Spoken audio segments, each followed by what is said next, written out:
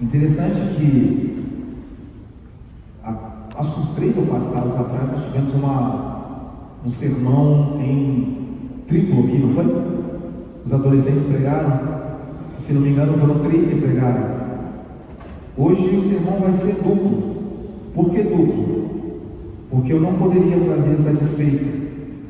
Enquanto eu estava pensando no tema do sermão dessa manhã, e que é fruto também de uma conversa nossa no louvor, na nossa reunião, eu falei para a Michelle, eu queria fazer um sermão sobre esse tema, e nós construímos um sermão juntos. Eu dei o tema e 5 tópicos e ela escreveu 99% do sermão. Então não é justo que ela não pregue comigo hoje, por isso ela vai ser a segunda oradora nessa manhã. Mas o tema, e eu tenho certeza que foi o Espírito Santo de Deus que colocou na minha mente enquanto eu pensava sobre esse assunto, é uma coisa que tem afetado a nossa igreja central e algumas outras igrejas aqui também no distrito, que a gente percebe que tem sido frequente. E como eu gosto de dar tema às coisas, eu coloquei o tema como: por que você não canta mais? Esse é um tema que tem literalmente afetado a vida da igreja. E quando falamos de música na igreja, nós olhamos a história da nossa igreja adventista, e percebemos onde a história começou, onde essa história de louvor começou, e percebemos aonde nós estamos agora. E para a gente entender um pouquinho mais e relembrar um pouco esses conceitos bíblicos que a Bíblia, que Deus fala sobre a música, sobre o cantar, sobre o louvar, a primeira pergunta que eu quero para a gente refletir nessa manhã, que eu quero fazer é: o que é louvor? Vez após vez a gente assemelha, a gente associa ao canto, à música, ao louvor. Mas para a gente entender melhor esse conceito, a gente precisa ler a Bíblia. E a gente precisa entender o que realmente é o louvor. E a Bíblia nos responde isso. E eu queria convidar você a abrir sua Bíblia no livro de Hebreus. Hebreus capítulo 13 e o verso 15.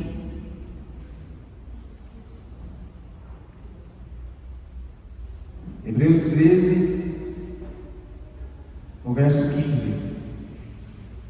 Diz assim na minha Bíblia, e acredito que na de vocês também: por meio de Jesus, pois, ofereçamos a Deus sempre sacrifício de louvor, que é o fruto de lábios que confessam o seu nome.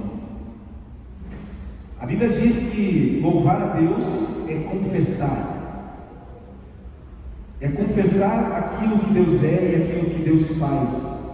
Então, louvor, segundo a Bíblia, é fruto dos lábios que confessam o nome de Deus.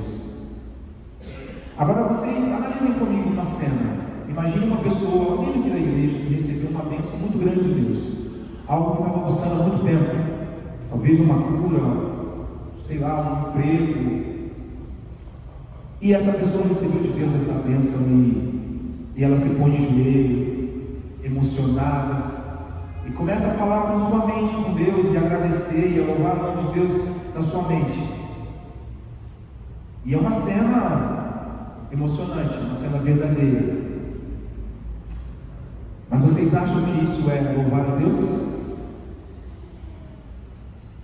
Segundo a Bíblia, louvor é o fruto dos lábios que confessa, que agrada, que fala desse Deus maravilhoso. Agora, se você, por receber de Deus uma dádiva, uma bênção, de joelhos ou de pé, ou sentado, ou no trabalho, ou em casa, você abre a sua boca e você glorifica esse Deus, então isso é louvar. E através de muitos versos da Bíblia, a gente encontra a definição de louvor e aquilo que Deus espera de nós. E é inevitável, por causa dessa passagem que lemos em Hebreus e de várias outras, não associarmos diretamente o louvor à música. E é por isso que muita gente fala que quando nós cantamos, nós louvamos a Deus. E quando nós tocamos, nós louvamos a Deus. Olha só o que a senhora White, uma escritora, e eu não sei se todos aqui são adventistas, mas para aqueles que não são, Ellen White é uma escritora em que a igreja adventista crê como inspirada por Deus. E ela diz assim, no livro Educação, página 167: como parte do culto, o canto é um ato de adoração, tanto quanto a oração. Vou ler de novo para a gente entender melhor. Como parte do culto, o canto é um ato de adoração, tanto quanto a oração. Mas hoje em dia, quando nós olhamos para os nossos cultos, e que tipo de música vocês acham que nós encontramos na adoração a Deus? Qual é o fruto que sai dos nossos lábios quando nós adoramos a Deus? Muitas vezes, nem mesmo, e aqui eu queria abrir um parêntese, em conversas nossas, em reuniões, e nós percebemos que a igreja, ela deixou de cantar. Eu vou falar especificamente da igreja central de Foz. Não são todos, mas a igreja, como essência, ela parou de louvar a Deus através da música. E muitas vezes nós não louvamos nem em pensamento, nem no coração, e nem com a nossa boca. Mas o que é que nos impede de louvar a Deus então? Talvez para respondermos essa pergunta, nós precisemos fazê-lo ao contrário. Por que nós devemos cantar? E eu gostaria de convidá-los a abrirmos a Bíblia mais uma vez, no livro de Salmos 95. Salmos 95, no verso 1, 2 e no 3 também, acho. Diz assim: vinde, cantemos ao Senhor com júbilo, celebremos o rochedo da nossa salvação. O motivo de nós louvarmos, Ele é a nossa salvação. Saiamos ao seu encontro com ações de graças, vitoriemo-lo com salmos, porque o Senhor é o Deus supremo e o grande Rei acima de todos os deuses. Se nós reconhecemos Deus como o único Deus, nós não teremos outra atitude a não ser louvar esse Deus. Outra passagem, Colossenses 3,16.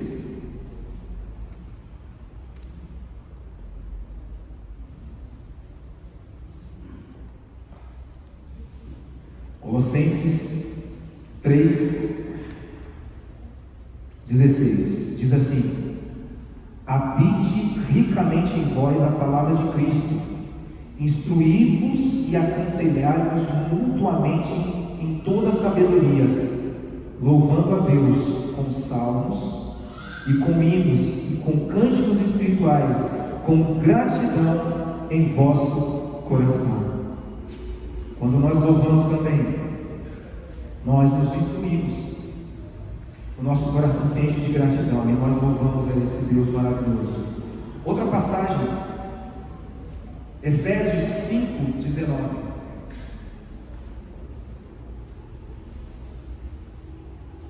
Efésios capítulo 5, verso 19 diz assim: falando entre vós com salmos, entoando e louvando de coração ao Senhor com hinos e cânticos espirituais. E mais uma passagem para a gente fechar esse bloco aqui da palavra do Senhor, Salmo 100, verso 2, um salmo bem conhecido da igreja. Diz assim: servi ao Senhor com, apresentai-vos a Ele diante dele com, como nós devemos apresentar diante do Senhor? Servir a Deus com alegria, nos apresentarmos a Ele com cânticos. Ellen White disse outra coisa interessante, diz assim: o canto é um dos meios mais eficazes. Eu queria que você prestasse bastante atenção aqui nesse momento. Eu sei que às vezes a nossa mente ela se distrai, mas ouça o que a serva do Senhor disse: o canto é um dos meios mais eficazes para impressionar o coração com verdades espirituais. Eu vou repetir: o canto, a música, o louvor é um dos meios mais eficazes para impressionar o coração com verdades espirituais. Outra citação de Ellen White, e essa é tremenda também, diz assim: vi que o cântico que glorifica a Deus afasta com frequência o inimigo, e o que o louvor ao Senhor o derrotaria e nos daria a vitória. Quer vencer o inimigo? Quer derrotar? Quer que a tentação se afaste de você? Então talvez eu e você precisemos abrir mais a nossa boca para louvarmos ao nosso Senhor. Porque quando nós louvamos, diz a senhora White, o inimigo é afastado, a tentação é vencida, e nós nos tornamos vitoriosos na presença de Deus. Mas a música ela tem algo especial, e ela revela sobre esse Deus que nós servimos. E eu queria abrir mais uma vez um parênteses aqui e falar sobre a assinatura de Deus. Deus colocou a sua assinatura em quase todas as coisas. Na verdade, todas as coisas. E se nós olharmos a ideia de adoração e a ideia da assinatura de Deus na música, nós precisamos fazer uma retrospectiva e lembrarmos que Deus colocou sua assinatura no tempo, porque o tempo revela a Trindade. Ele diz passado, presente e futuro.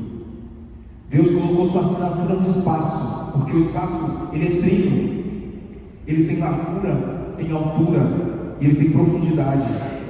Deus colocou também sua assinatura na matéria, no átomo, porque ele tem prótons, nêutrons e elétrons. E Deus continua assinando, e nos prótons e nêutrons ele colocou 3/4. Mais uma vez a assinatura de Deus trino. E no estado básico da matéria ele fez sólido, líquido e gasoso. E por que eu estou falando isso? Porque Deus também colocou na música a sua assinatura. Para aqueles que estudam um pouco mais, sabem que a música é formada por 3 coisas. Quais são elas? Melodia, harmonia e ritmo. E Deus é tremendo, porque Ele colocou cada pessoa da Trindade dentro da música. E quem seria a melodia?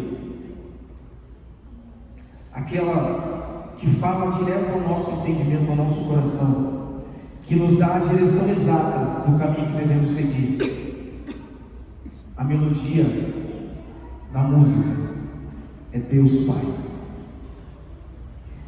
Deus Pai. A melodia é criada e entoada através do nosso espírito, ou seja, nossas emoções abrindo lugar em nós para aquele que é o único que deve ter livre acesso ao nosso entendimento, ao nosso coração, às nossas emoções. Mas quando falamos de harmonia, nós falamos de outra pessoa da Trindade. Nós falamos daquele que se fez carne, que habitou entre nós, daquele que sangrou, que sofreu, que chorou. É o nosso Jesus. Ele é a nossa harmonia, que nos religou com o nosso Pai Celestial. E quando nós adoramos a Deus em espírito e em verdade, estamos adorando a Deus através da melodia, da harmonia e do ritmo. E aí vocês já sabem quem é o ritmo. É o Espírito Santo de Deus. Veja que o ritmo está representado na Bíblia. Se nós formos a Gênesis capítulo 1, Gênesis capítulo 1, vamos ver sobre o ritmo, sobre o Espírito Santo. Diz assim: no princípio criou Deus os céus e a terra. E a terra, porém, estava como? Sem forma e vazia. Havia trevas sobre a face do abismo, e o Espírito de Deus se movia sobre as águas. Quem nos dá o movimento, quem nos dá a direção, o balanço correto, é o Espírito Santo de Deus. O movimento é necessário, o movimento é importante, está presente até mesmo no nosso caminhar. Não existe um lugar certo em que ele se encaixa, e a maneira certa em que ele deve ser encontrado na música. Como podemos saber disso? Como podemos definir cada pessoa? Como podemos definir o movimento certo que devemos ter na música? E nós temos essa instrução do próprio Deus, através do Espírito de profecia, e Ele nos revelou qual é a música que agrada a Deus. Muitas vezes me questionei, andei estudando alguns assuntos referentes à música, à adoração a Deus, e chegou um ponto, eu conversei isso com alguns aqui na igreja, em que a minha cabeça deu um nó. E eu falava para a Michelle: eu não sei para onde ir, eu acho que eu não vou cantar mais na igreja, não vou fazer mais nada. Porque quando você entende que tudo que você faz, que tudo que você fez até aquele momento não está em acordo com a palavra de Deus, e você entende o que Deus quer, você é paralisado. E eu fiquei assim durante um bom tempo. Eu não queria cantar na igreja, eu não queria tocar na igreja, eu não queria mais compor, porque o Espírito Santo de Deus estava me mostrando que eu não estava dando a harmonia correta, a melodia e nem o ritmo correto nas músicas. Eu precisava de uma cura. Eu precisava que Deus me direcionasse para um outro lugar que não era aquele. E eu falei para a Michelle, eu falei: stop, parei, eu não canto mais, até o dia que Deus achar que eu tenho que fazer isso. E eu não sei se ela vai se lembrar, mas eu lembro de uma resposta que ela deu para mim. Ela falou assim: mas você acha que Deus é incapaz de te dar outras músicas de acordo com a vontade dele, que não sejam essas que você fez? Deus é limitado ao ponto de só ter música ritmada para você fazer?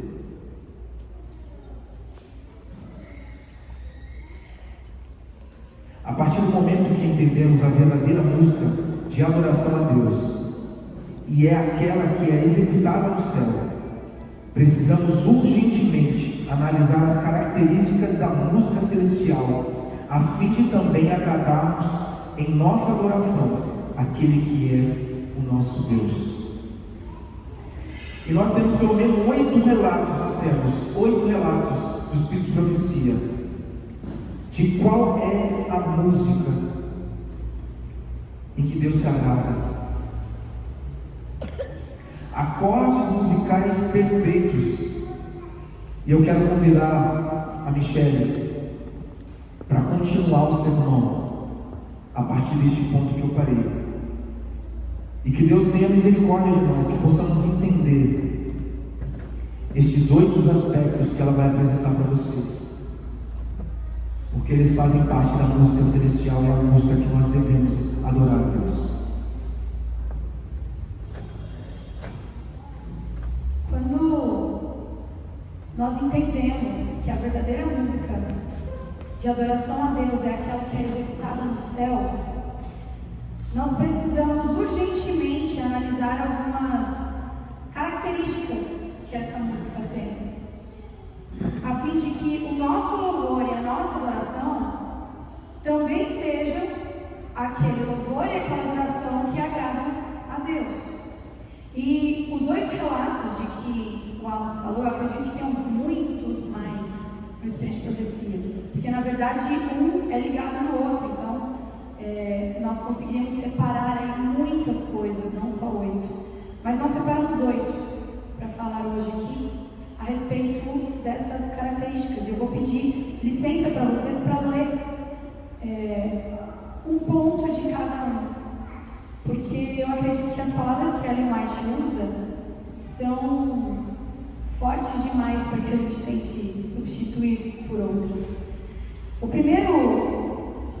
primeira característica que ela cita diz assim: acordes musicais perfeitos, suaves e melodiosos.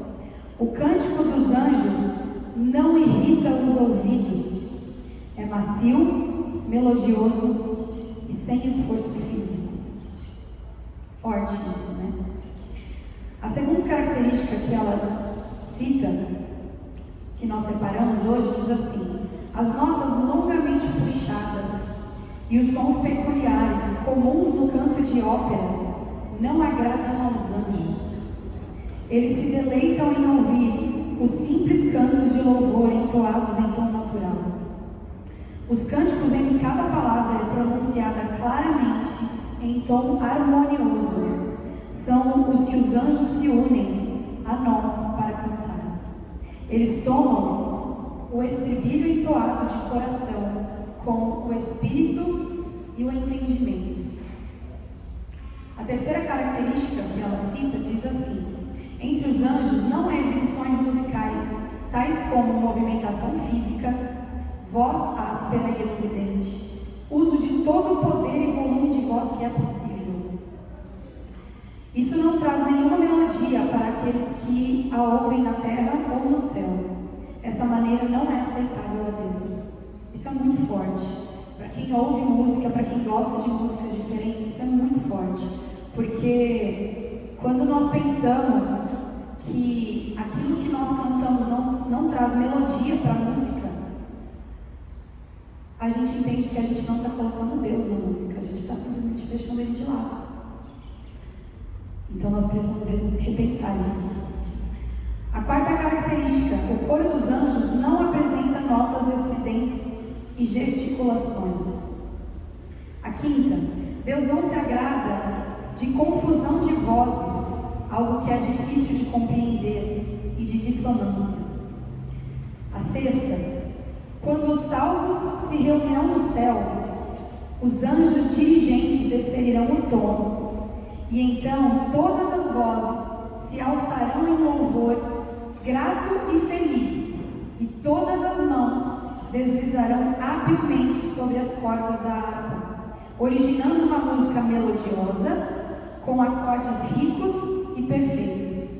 Seus dedos não corriam pelas cordas descuidosamente, mas faziam vibrar diferentes cordas para produzir diferentes acordes, majestosa e perfeita, a música do céu. A sétima característica e a oitava, na verdade, elas são uma sequência.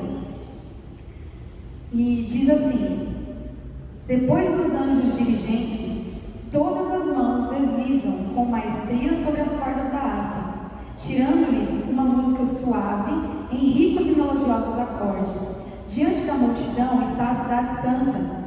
Jesus abre as portas e a angélica multidão entra por elas, enquanto a música prorrompe em arrebatadora melodia. Todo o céu estava esperando para saudar o Salvador a sua chegada às cortes celestiais.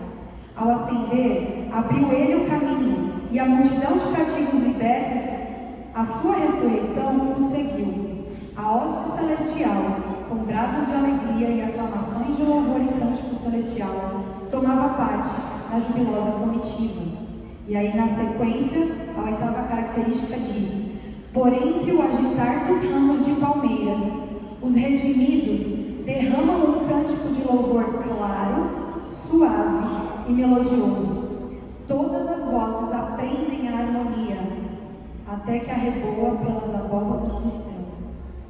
E aí o relato continua. Tudo que nós ouvimos aqui, tudo que nós entendemos com esses relatos, é que nós precisamos prestar atenção em uma coisa muito clara que foi escrita aqui. Aquela música do céu, a música que é executada lá, a música que é considerada perfeita, aquela música de que Deus se agrada, ela distingue e ela enfatiza apenas 2 dos 3 elementos que o Wallace citou. Os 3 elementos que a música possui. Ela exalta e ela distingue apenas a harmonia e a melodia. Ela é entoada com o espírito, que são as nossas emoções, e com o entendimento, que é a nossa mente. Além disso, Ellen White diz que não há exibições musicais tais como movimentação física, dissonância, voz áspera e estridente, e o uso de todo o poder de volume de voz que é possível. No livro Testemunhos Seletos, no volume 2, página 593, Ellen White diz o seguinte: para a alma crente e humilde, a casa de Deus, que é a nossa igreja, a casa de Deus na terra é como a porta do céu. Os cânticos de louvor e oração, a palavra ministrada pelos embaixadores do Senhor, são os meios que Deus proveu para preparar um povo para a assembleia lá no alto, para aquela reunião sublime, a qual coisa nenhuma que contamine poderá ser admitida. Nos nossos dias, hoje em dia, com a internet, com as pesquisas científicas que já foram feitas, com todas as informações a que nós temos acesso, nós temos conselhos inspirados, nós temos as pesquisas, nós temos até mesmo experiências de vida. Muitas pessoas já relataram experiências de vida que envolvem a música. E essas coisas nos proporcionam um meio adequado para que a gente possa compreender qual é a natureza e quais são os objetivos básicos da música. Para nós que somos adventistas do 7º dia e que nós aceitamos os conselhos de Ellen White, os escritos inspirados por Deus que ela nos deixou, nós entendemos que esse objetivo, que o objetivo da música é muito claro. Ele tem o objetivo de louvar e glorificar o nome de Deus e edificar o homem. Esses são os 2 objetivos da música. Ela é o meio pelo qual Deus pode comunicar-se conosco e revelar alguns aspectos da natureza divina que Ele tem. Assim como Alice citou, todas as coisas no mundo que revelam a Trindade, que revelam a característica de Deus, na música, o objetivo da música também nos revela isso. Nós precisamos estar atentos para ouvir as características de Deus, como Deus se revela para nós, através da música. E já que ela é usada para promover a saúde física, a saúde mental e a saúde emocional do homem, para edificar o homem de todas as formas que Deus deseja, nós sabemos, através de pesquisas, através de estudos, que a música pode ter acesso ao nosso cérebro, à nossa mente, sem nenhum tipo de filtro. E é exatamente por isso que Satanás é tão habilidoso em usar esse meio para poder entrar na nossa mente. Ele é capaz de embotar as percepções espirituais que nós devemos ter. E ele também consegue suscitar através da música e estimular certos estados emocionais que talvez nós não devêssemos ter, ou que talvez nós devêssemos controlar melhor. E por causa da música, muitas vezes nós não conseguimos. E quando a gente entende o poder que Satanás tem através da música na nossa mente, nós voltamos àquela pergunta inicial que o Wallace fez. O que é que nos impede de louvar a Deus? Por que é que você não canta mais? Por que muitas vezes nós deixamos de oferecer a Deus o fruto mais puro, que é o santo louvor que Ele espera de nós? E nós temos uma resposta que é simples, mas é muito profunda e muito verdadeira. E essa resposta, para mim, e eu espero que para vocês hoje também, ela veio através de uma história que eu ouvi. E é uma história real, uma história verdadeira, que eu nunca tinha ouvido nas aulas de história, na escola. Mas ela fala sobre a época da Segunda Guerra Mundial. Há cerca de 70 anos atrás, pouco antes da Segunda Guerra Mundial terminar, o exército brasileiro ele foi participar da batalha junto com os opositores ao exército alemão. E a tropa brasileira ela foi designada para ir para a Itália, lá nos Alpes italianos. O lugar lá é muito frio mesmo, um frio assim de matar. E o objetivo inicial das tropas brasileiras era tomar um monte que se chamava Monte Castelo, onde tinha uma base nazista lá presente. E de um lado na guerra vinham os soviéticos vencendo o exército alemão. Do outro lado vinham os americanos também conseguindo conquistar o território ali e vencer o exército com que eles estavam lutando, o exército nazista. Mas do sul, que era ali por esse trecho, por essa entrada da Itália, a guerra estava parada, porque ninguém conseguia tomar a base nazista que tinha no Monte Castelo, porque a característica ali era assim: no topo do monte foi feita a base nazista, e da forma como eles fizeram aquela base, eles conseguiam ver todo mundo que estava para baixo, tudo eles conseguiam ver, e quem estava de baixo para cima não conseguia ver nada, não era capaz de enxergar nada que tinha lá. Então não tinha como. Se eles tentassem tomar aquela base durante o dia, eles iam morrer, era uma missão suicida, porque eles iam tomar tiro e rapidinho todo mundo seria morto. Se eles tentassem tomar aquela base nazista durante a noite, aí não precisava do exército nazista, porque eles iam morrer de frio. Era muito frio. Então, no máximo que eles teriam que tentar fazer era começar a subir o monte 6 horas da tarde, mais ou menos. À meia-noite eles já tinham que ter terminado, porque senão todo mundo ia morrer congelado. E o exército brasileiro foi. Eles estavam lá, foram designados para isso. E eles falaram que bem, a gente vai tentar. E eles fizeram a primeira tentativa e foi um desastre. Fizeram a segunda, fizeram a terceira, fizeram a quarta tentativa, todas desastrosas. E na quinta tentativa, o general brasileiro tomou uma decisão. E ele reuniu todas as tropas brasileiras que estavam espalhadas pela Europa. Ele falou: vamos subir todo mundo junto.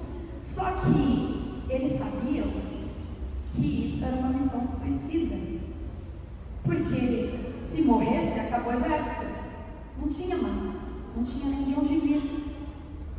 Mas ele falou: a gente vai. Reuniu todo mundo. Os americanos já tinham tentado, os franceses, os ingleses, todos tinham tentado, e ninguém tinha conseguido tomar a base nazista do Monte Castelo. Mas os brasileiros foram, e eles começaram a subir aquele monte. No final da tarde, quando já estava escurecendo, eles começaram a subir aquele monte. E quando eles foram percebendo que eles precisavam ser rápidos, eles também foram percebendo que não ia ser fácil. Na verdade, seria praticamente impossível, porque eles teriam que ser rápidos por causa do frio e eles teriam que estar atentos aos tiros que eles iriam ouvir. Só que tem um detalhe, que isso eu descobri ouvindo essa história. Tiro é uma coisa que, se você ouve, é porque não pegou em você, porque a bala é mais rápida do que o som. Então, o que foi acontecendo naquele momento era que eles estavam subindo e os companheiros estavam ficando, porque de repente alguém ouvia o companheiro gritar e depois ele ouvia o tiro que tinha matado o companheiro. E eles foram subindo e os companheiros foram ficando. Eles subiam e os companheiros ficavam. E foi uma cena dramática. Foi terrível. Deu meia-noite, eles não tinham mais o que fazer. muita gente já tinha morrido. E eles perceberam que eles não tinham o que fazer. Porque se eles desistissem e voltassem, eles tomavam um tiro nas costas. E se eles continuassem, eles tomavam um tiro no peito. E diz a história que naquele momento eles começaram a conversar. O exército brasileiro lá, todos vestidos de verde, lutando por uma coisa que para eles não fazia o menor sentido. Mas na conversa, eles começaram a se conhecer. Porque um dizia assim: nós viemos juntos, nós viajamos para cá, nós estamos lutando juntos, nós estamos aqui morrendo juntos, mas eu não sei quem é você. De onde é que você vem? E diz a história que cada um começou a responder de onde vinha, de qual lugar do Brasil que era. E eles começaram a descrever as características do lugar de onde eles vieram, de onde eles moravam. E essa resposta, cada resposta de cada um ali, a descrição das suas casas, a descrição das pessoas que eles haviam deixado aqui no Brasil, a descrição das suas origens, essa conversa se tornou uma música. E a letra da música diz assim: você sabe de onde eu venho? Venho do morro do engenho, das selvas, dos cafezais, da boa terra do coco, da choupana, onde um é pouco, dois é bom e três é demais. Venho das praias sedosas, das montanhas alterosas, do pampa, do seringal, das margens crespas dos rios, dos verdes mares bravios da minha terra natal. E a música continua, ela é bem grande, eu não vou falar tudo, mas tem umas partes muito fortes para nós que estamos aqui. Outro dizia: eu venho da minha terra, da casa branca da serra e do luar do meu sertão. Venho da minha Maria, cujo nome principia na palma da minha mão.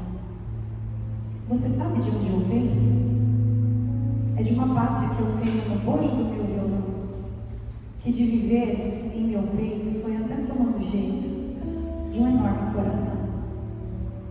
Deixei lá atrás o meu terreno, meu limão, meu limoeiro, meu pé de jacarandá, minha casa pequenina, lá no alto da colina, onde canta o sabiá.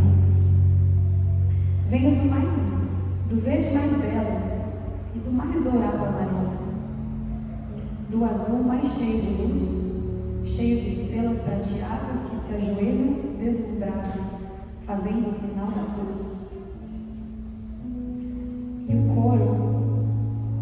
coro dessa música é o que faz nós pensarmos na resposta para a pergunta inicial.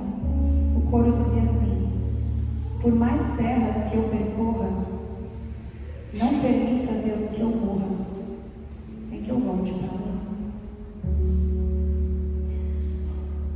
Antes do sol nascer, naquela noite, mais de 70 anos atrás, ou há quase 70 anos atrás, um monte de gente doida que estava tentando tomar um monte, que começou a cantar de madrugada, tinha queimado uma bandeira nazista, entrado no navio e voltado para casa. Naquele dia, eles descobriram que o que fez eles subirem no monte e fincarem a bandeira da pátria lá em cima era uma enorme vontade de voltar para casa. O que é que nos impede de louvar a Deus? Por que é que você não canta mais? Provavelmente porque você não lembra mais de onde você vem. Provavelmente você já não sente mais vontade de voltar para casa, ou não vislumbra mais a possibilidade de retorno para sua pátria. Hoje, aqui e agora,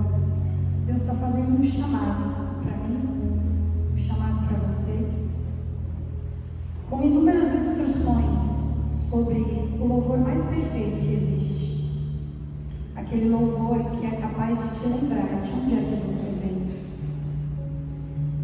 que é capaz de te lembrar de como você deve louvar a Deus. Então, deixa transbordar nos seus lábios a todo instante. Qual é o nome daquele que vai te levar de volta para casa?